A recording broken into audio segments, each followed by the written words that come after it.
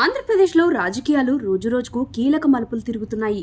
YCP అధికారం కోల్పోయిన నేపథ్యంలో పలువురు కీలక నాయకులు ఫ్యాన్ పార్టీకి గుడ్ బై చెప్తున్నారు.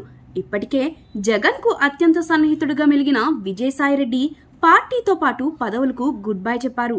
మరికొంతమంది నాయకులు కూడా తమ దారి తాము చూసుకునే పనిలో పడ్డారు. ఈ నేపథ్యంలోనే మరో కీలక నేత పార్టీకి గుడ్ బై చెప్తారనే వార్తలు జోరందుకున్నాయి. ఆయన మరెవరో కాదు, మాజీ మంత్రి బొత్స సత్యనారాయణ. ప్రస్తుత పరిస్థితులలో జగన్ పార్టీలో ఉండటం సరికాదని భావిస్తున్నారట.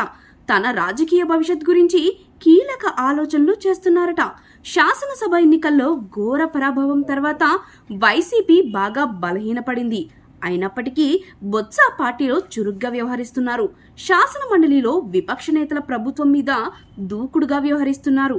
సభలో ప్రభుత్వం మీద, టీడీపీ మీద ఒంటికాల మీద లేచే బొత్స బయట మాత్రం అందుకు పూర్తి విరుద్ధంగా వ్యవహరిస్తున్నారు.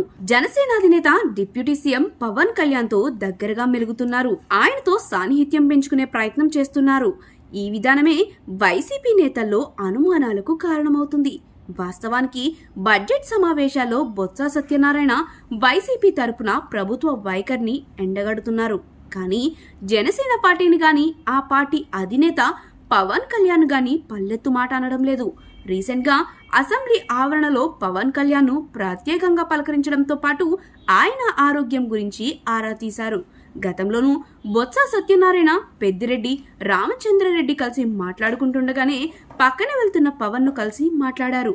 అప్పట్లో ఆ విషయం ఆసక్తి కలిగించింది.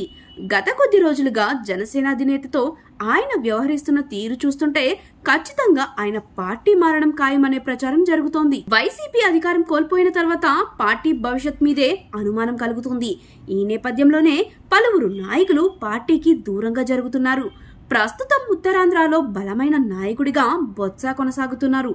వైసీపీలో ఉండటం వల్ల తన రాజకీయ భవిష్యత్కు ఇబ్బంది కలిగే అవకాశం ఉందని ఆయన భావిస్తున్నారట.